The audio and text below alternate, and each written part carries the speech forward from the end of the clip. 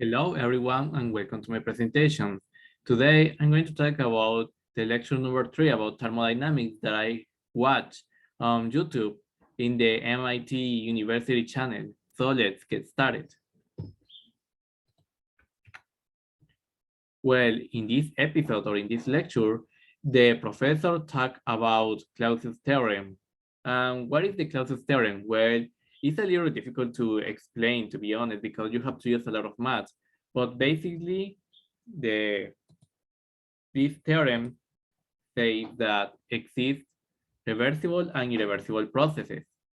But the reversible processes only exist in paper. I mean, they are not real, but it's a good way to approximate some cases. But in the nature, all the processes are irreversible. Unfortunately, because an irreversible process means that it's difficult to obtain energy again. You have to have something to add more energy to the system, but you are not able to use the energy that you use again to the system. You know, we have the entropy. Okay, that entropy is a state function, which is interesting because it means that it doesn't matter how you can obtain certain amount of entropy. The only thing that is important is the state number 1 to the state number 2. The variables in the state number 1 and the variables in the state number 2. It doesn't matter the variables that the system has during the state number 1 to the state number 2. This may be the most important thing about the Clausius theorem. And it says that the entropy can be negative. But what does it mean? What does it mean? Well, when you are saying that the entropy can be negative, it's because a negative entropy means that you are organizing the system. But this is impossible. The universe tends to disorganize everything.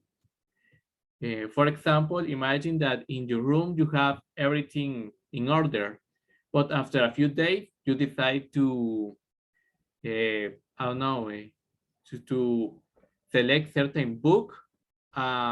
You uh, left the book on the floor. That means that now your room is disorganized, and it was easy because it's easier to disorganize something that organize something. It's the same with the atoms and molecules. They're always disorganizing. Yeah. Okay. Then we have if you took heat from a bath and convert it to useful work, you have violated the second law. And you're not able to have a bath and extra energy out of the lake and ruin your engine. This is basically the same that I explained here. Reversible and irreversible processes. It's impossible to have the energy of a system again to create another function or create or convert work.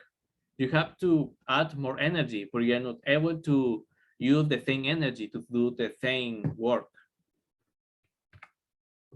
And then we have something interesting. The entropy always increases. As I mentioned, the entropy of the universe, not just of the air or not just of the system, is increasing every day, every second. This is true even in closed systems. For example, here we have a closed system with an entropy 1 and entropy 2. So if you decide to quit this obstacle, you are going to obtain a new entropy, which is equal to S1 plus S2. But you're not able to obtain, for example, S2 minus S1 or S1 minus S2 because you're violating the second law. So yeah, the entropy always increases even in closed systems. And then he explained something about Helmholtz's free energy, which is really useful, but just for mechanical engineers. So I'm going to explain that. Okay. So let's imagine that you have this amount of energy. This is the energy that you have in your system. For example, a car, your smartphone, an engine, I don't know, or a container. But that doesn't mean that you're going to use all the energy for a certain process or a certain work, because part of the energy is going to be equal to temperature by entropy. And what does it mean? Well, this means that this energy that you're not able to use because it's going to go to the outside of the system as a form of heat.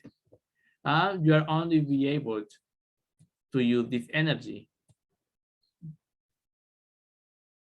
So yeah, and this happens always in nature. And by the way, as a chemical engineer, we don't use this concept, Helmholtz free energy. We use the Gibbs free energy, which is a little different. It's total energy, no, Gibbs energy, sorry, equal to the enthalpy minus temperature by entropy. I'm going to say some grammar things that I have learned in this video. Fear the use of both, the professor said.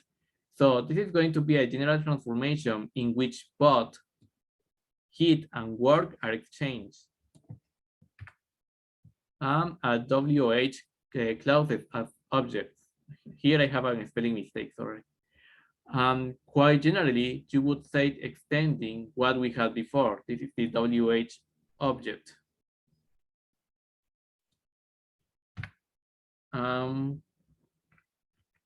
Finally, we have a noun phrase, present participle, as a state of function depending of all these variables. This is the noun phrase in a form of present participle. So this all that I have for today. So see ya. Goodbye.